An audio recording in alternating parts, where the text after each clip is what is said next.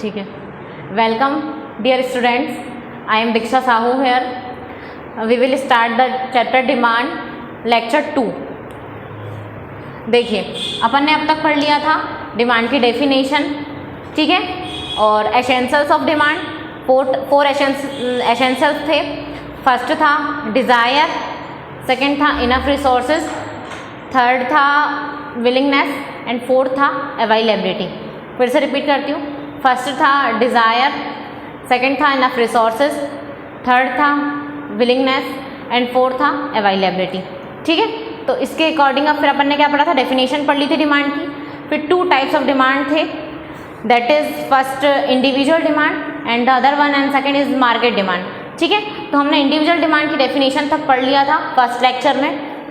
ठीक है, individual demand होता है 1% डिमांड से इंडिविजुअल डिमांड। ठीक है, इंडिविजुअल डिमांड की डेफिनेशन जो थी वो उसके वर्ड से ही क्लियर हो रही थी कि 1% डिमांड से इंडिविजुअल डिमांड या इंडिविजुअल पर्सन डिमांड से इज इंडिविजुअल डिमांड।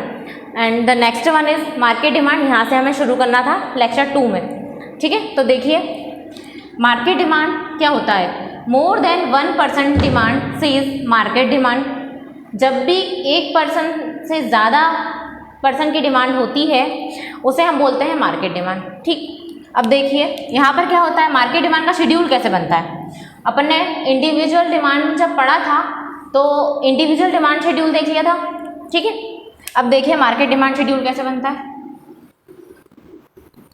ये हमारा एक्स एक्सिस था, यहाँ पे हम क्वांटिटी को प्लॉट करते हैं। हमेशा ध्यान रखना, मैंने वहाँ उस फर्स्ट लेक्चर में भी बताया था, एक्स एक्सिस पर हमेशा हम क्वांटिटी को प्लॉट करेंगे और वाई एक्सिस पर हमेशा हम प्राइस को प्लॉट करेंगे।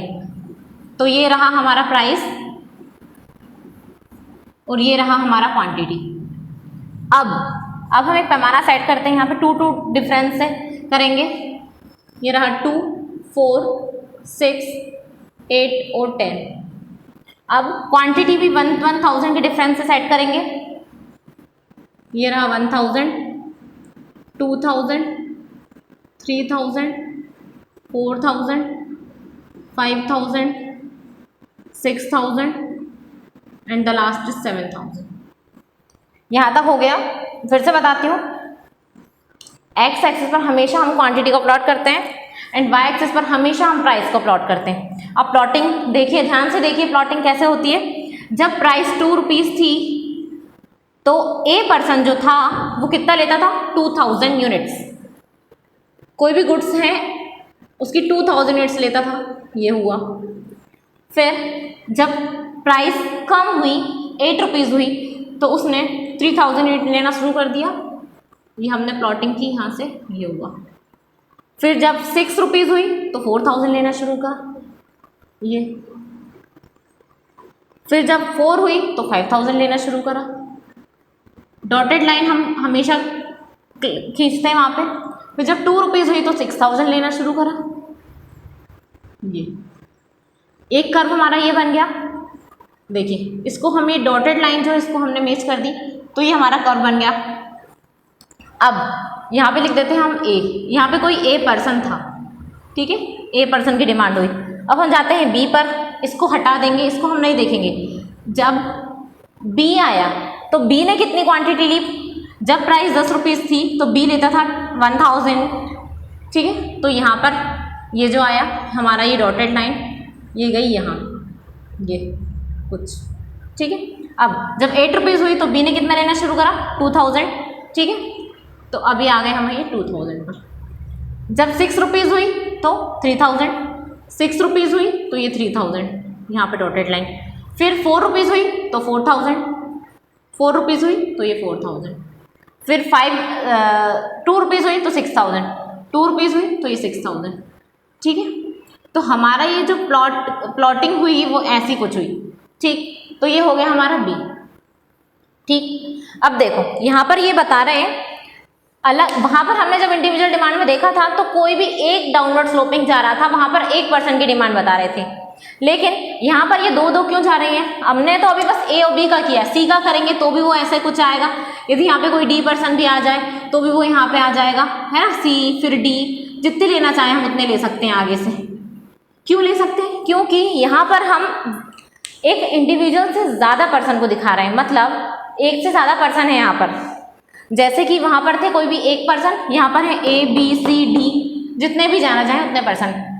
तो अपन ने यहाँ पर क्या करा, अलग अलग सबके शेड्यूल बना दिया, तो सब डाउनवर्ड स्लोपिंग जाएंगे। क्यों जा रहा है, क्योंकि जैसे ही प्राइस इंक्रीज होती है तो डिमांड डिक्रीज हो जाती है, और यहाँ पर प्राइस डिक्रीज हो रही है तो डिमांड इंक्रीज हो रही है। ठीक, इतना क्लियर हुआ। अब यहाँ पर हमने ये इतने सारे क्यों बनाए हैं, क्योंकि यहाँ पर बहुत सारे पर्सन है, मार्केट डिमांड में एक से ज़्यादा पर्सन होते हैं। अब वहीं इंडिविजुअल का रिवाइज करते हैं। इंडिविजुअल डिमांड में हमारा सिर्फ ऐसा बन रहा था क्योंकि यहाँ पे कोई भी एक पर्सन था, 1 पर्सन था, तो ऐसा बन रहा था हमारा, ठीक था ना। अब यहाँ पर कितने हुए, 5 पर्सन जा रहे हैं या फिर मोर देन 1 पर्सन आ रहे हैं, तो यहाँ पे कैसा बन गया, डाउनवर्ड स्लोपिंग, और अलग अलग पर्सन को अलग अलग में डिस्क्राइब कर दिया। ये हमारे अलग अलग पर्सन हो गए A B C, और आगे भी ले सकते हैं। इतना क्लियर हुआ। फिर से हम रिवाइज करते हैं। More than 1 person demand is market demand, या more than 1 individuals demand is market demand. अब ये हमारा एग्जाम्पल हो गया। सिर्फ इतना एग्जाम्पल लें हम, प्राइस और सिर्फ A को लें, यदि इतना लें तो ये हमारा सिर्फ इंडिविजुअल का एग्जाम्पल हो जाता है। यदि हम इतना लें तो हमारा किसका हो जाता है, इंडिविजुअल का एग्जाम्पल हो जाएगा।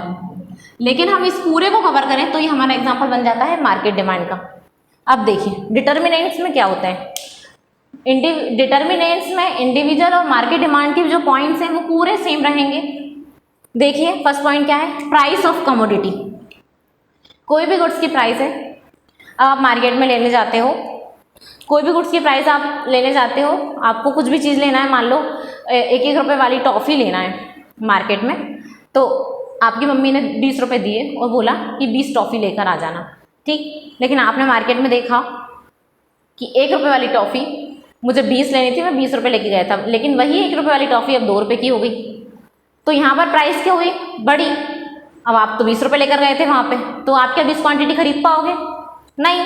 तो आप क्या करोगे, उसकी क्वांटिटी कम कर दोगे, है ना, क्योंकि आपके पास तो 20 रुपये हैं और जो टॉफ़ी लेनी है वो 2 रुपये की हो गई है, जो कि पहले 1 रुपये की आती थी। तो यहाँ पर क्या हुआ, प्राइस बढ़ी, तो हमारी परचेजिंग पावर या क्वांटिटी डिक्रीज होगी। यदि वही टॉफ़ी 1 रुपये की आप जो लेने गए थे, 20 टॉफ़ी 20 रुपये लेकर, यदि वही 50 पैसे की मिलने लगेगी तो आप 40 टॉफ़ी ले आओगे। तो यहाँ पर प्राइस क्या होगी, डिक्रीज, तो क्वांटिटी क्या जाएगी, इंक्रीज। तो ये हमारा होता है नेगेटिव रिलेशन। कौन सा रिलेशन हो गया, नेगेटिव रिलेशन या इन्वर्स रिलेशन। अब आता है हमारा price of substitute goods.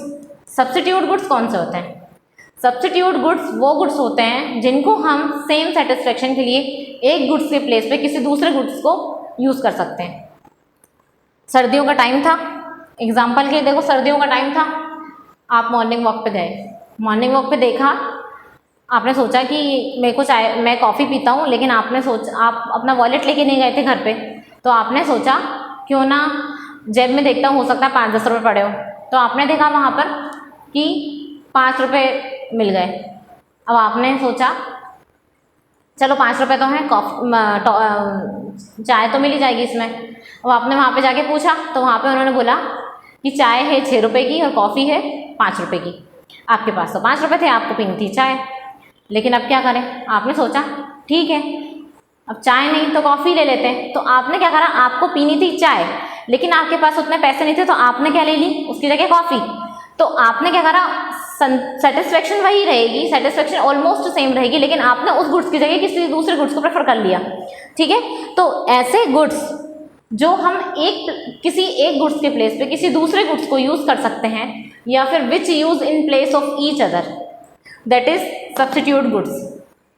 Substitute goods की डेफिनेशन में आता है those goods which use in place of each other, that is substitute goods। Example लिखते हैं हम, टी एंड कॉफ़ी, जो कि मैंने अभी आपको एग्जाम्पल दिया, बेस्ट एग्जाम्पल है ये सब प्राइस ऑफ सब्स्टिट्यूट गुड्स का, कि सेम सेटिस्फेक्शन के लिए हम किसी एक गुड्स के प्लेस पे किसी दूसरे गुड्स को यूज़ कर सकते हैं। Those goods which use in place of each other, अब आता है complementary goods.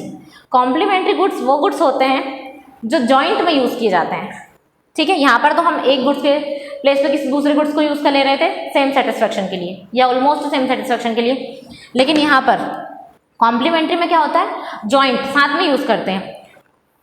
Those goods which use together, इसकी डेफिनेशन क्या बन जाती है, those goods which use together, those goods which use together. Example car and petrol, ठीक है। कार एंड पेट्रोल एग्जाम्पल आ जाता है। देखो आपके पास कार है लेकिन उसके अंदर पेट्रोल नहीं है, आपको कहीं जाना है तो क्या आप जा सकते हो, नहीं। लेकिन आपके पास पेट्रोल है और आपको कहीं जाना है और कार या बाइक कुछ भी नहीं है तो क्या जा सकते हो, नहीं जा सकते। यदि कार है तो पेट्रोल भी चाहिए और पेट्रोल है तो कार या बाइक भी चाहिए। तो ऐसे गुड्स जो जिन गुड्स को हम दो गुड्स को साथ में यूज में लाते हैं वो होते हैं क्या, कार एंड पेट्रोल। इतना हुआ क्लियर। अब आता है इनकम ऑफ कंज्यूमर। मान लो आपकी सैलरी है 5,000 रुपये, आपकी सैलरी है 5,000 रुपये और आप क्या करते हो, 4,000 रुपये खर्च करते हो और 1,000 रुपये सेविंग करते हो। लेकिन उन 4,000 में आप क्या करते हो, 2 जोड़ी कपड़े लेते हो, 2 जोड़ी आपके लिए ड्रेस बनवाते हो, ठीक, और 1,000 रुपये सेविंग करते हो और बाकी 4,000 रुपये में से 2 जोड़ी ड्रेस लेते हो, बाकी अदर एक्सपेंस हो जाते हैं। लेकिन आपकी सैलरी हुई 10,000 रुपये, आपने सोचा अब मैं 8,000 रुपये एक्सपेंस करूँगा और 2,000 रुपये सेविंग करूँगा। अब जो 4,000 रुपये में एक्सपेंस करते थे वो सारे एक्सपेंस आपके डबल हो गए। तो उसमें आप लेते थे 2 पेयर ऑफ क्लॉथ या ड्रेस, 2 ड्रेस लेते थे, अब आपने क्या करा, 4 ड्रेसेस लेना शुरू कर दिया।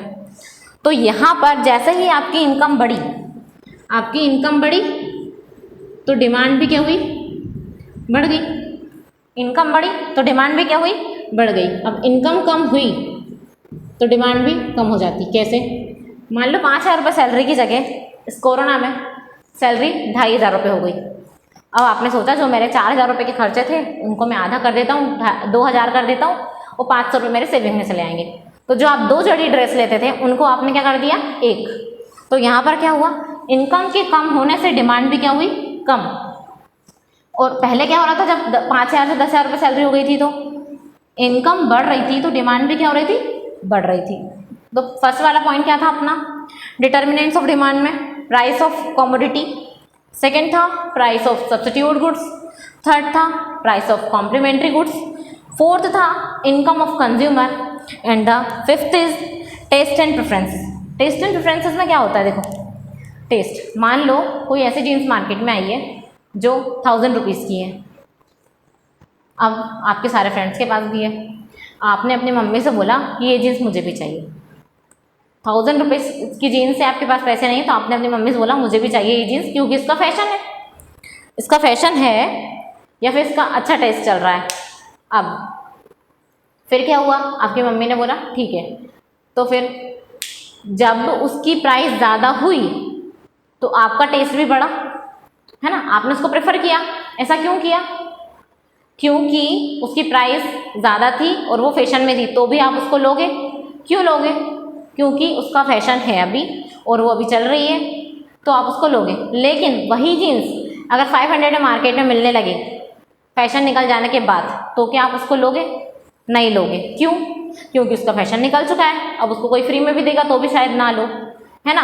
तो जिस चीज़ का टेस्ट और जिस चीज़ को हम ज़्यादा प्रेफरेंस देते हैं वो चीज़ कितनी भी महंगी हो जाए हम उसको लेंगे। क्यों, क्योंकि वो फैशन में है और हम उसको प्रायोरिटी देते हैं, ठीक है। तो यहाँ पर यदि किसी भी चीज़ का टेस्ट बढ़ रहा है या उसको आप प्रेफरेंस देते हैं तो उसकी डिमांड भी बढ़ जाएगी। लेकिन अगर टेस्ट और प्रेफरेंस उसको नहीं देते हैं तो डिमांड भी कम हो जाएगी, ठीक है। अब देखो हैबिट्स एंड फैशन में मॉर्निंग वॉक पे जाते हैं आप सुबह, वहाँ से आप जिम भी जाते हैं। अब जिम की फ़ीस है 500 रुपीज़, लेकिन अब उसने बाद में क्या कर दी 1,000 रुपीज़। जिम की फ़ीस जो थी 500 थी और अब उन्होंने कर दी 1,000 रुपीज़। अब आपकी हैबिट है जिम जाना, आपको तो ज़रूरत है, ठीक, तो उसकी फ़ीस कितनी भी बढ़ जाए आप जाना नहीं छोड़ोगे, आप तो जाओगे। क्यों जाओगे, क्योंकि वो आपकी हैबिट बन चुकी है। जिम की फीस 500 थी तब भी आप जाते थे, अब 1000 हो गई तब भी जाते हो, और बढ़ जाएगी तो भी जाओगे, क्योंकि वो आपकी हैबिट बन चुकी है। ठीक है, तो हैबिट, कोई भी चीज़ बन गई है तो उसकी डिमांड कितनी भी बढ़ जाए आप उसको लोगे, है ना। तो अगर हैबिट में प्राइस इंक्रीज होती है तो डिमांड भी बढ़ जाती है। ठीक है, इतना क्लियर हुआ। अब देखो मार्केट डिमांड में क्या था, मोर देन 1%, मोर देन 1 कंज्यूमर या 1% डिमांड इज मार्केट डिमांड। अब इसमें प्राइस दिए अलग अलग, और A B C D 4% दिए हुए, 4% दिए मतलब मार्केट डिमांड बन गई। अब देखो इसका अपन ने शेड्यूल बनाया, एक्स एक्सिस पर हमेशा क्वांटिटी को प्लॉट करेंगे, वाई एक्सिस पर हमेशा हम प्राइस को प्लॉट करेंगे। फिर आता है डिटर्मिनेंट्स ऑफ डिमांड। फर्स्ट होता है price of the commodity, price का कमोडिटी के साथ अपोजिट रिलेशन होता है। प्राइस इंक्रीज होती है तो डिमांड कम हो जाती है, प्राइस डिक्रीज होती है तो डिमांड बढ़ जाती है। यहाँ पे हमने इन्वर्स रिलेशन हुआ। अब होता है प्राइस ऑफ सब्स्टिट्यूट गुड्स।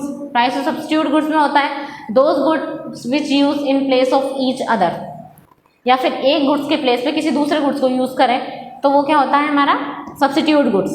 अब आता है complementary goods, those goods which use together. Car के बिना हम पेट्रोल को यूज़ नहीं कर सकते और पेट्रोल के बिना हम कार को यूज़ नहीं कर सकते। तो यहाँ पर क्या है, कॉम्प्लीमेंट्री गुड्स वे गुड्स होते हैं जो दोनों गुड्स को हमें साथ में यूज़ में लेना होता है या टुगेदर यूज़ करते हैं। फिर होता है इनकम ऑफ कंज्यूमर, जैसे ही हमारी इनकम बढ़ती है तो हमारी डिमांड भी क्या हो जाती है, बढ़ जाती है। और जैसे ही इनकम कम होती है तो हमारी डिमांड भी हमें कम करनी पड़ती है, जब पैसे ही नहीं है तो फिर खर्च कैसे करेंगे। अब आता है test and preferences. Test and preferences में अगर हमारा किसी भी चीज़ का टेस्ट है ज़्यादा, किसी भी चीज़ ऐसी है जिसको हम प्रायोरिटी देते हैं या प्रेफरेंस देते हैं और उसका टेस्ट है हमें, तो उसकी प्राइस कितनी भी बढ़ जाए हम उसे लेंगे। ठीक है, अब आता है फिर हैबिट्स एंड फैशन। अब इसमें मैंने आपको जीन्स का एग्जांपल दिया कि यदि कोई भी चीज़ ऐसी है जिसका फैशन चल रहा है मार्केट में, वो चीज़ कितनी भी महंगी हो जाए आप उसको लोगे। और कोई ऐसी चीज़ है जिसका फैशन निकल जाए, अगर वो बहुत सस्ती भी मिल रही है, बहुत चीपर रेट में मिल रही है, तो भी आप उसको नहीं लोगे। तो यहाँ से पहला पॉइंट क्या हुआ आपका, प्राइस ऑफ कमोडिटी।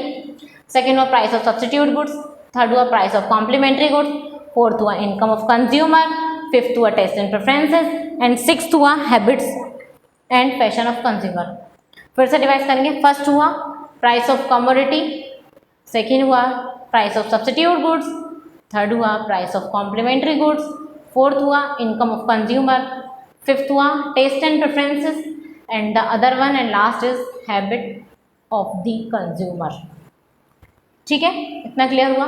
बाकी अगर कोई भी इम्प्रूवमेंट चाहिए तो आप वीडियो में कमेंट बॉक्स में लिख दीजिए। बाकी अपन थर्ड पार्ट करेंगे इसका, इसके बाद जो भी है वो थर्ड लेक्चर में पढ़ेंगे। कोई भी डाउट होती है तो मुझे कमेंट करके ज़रूर बताएं, या कोई भी ऐसा अगर किसी भी चीज़ को रिपीट करना है तो मुझे कमेंट करके ज़रूर बताएं।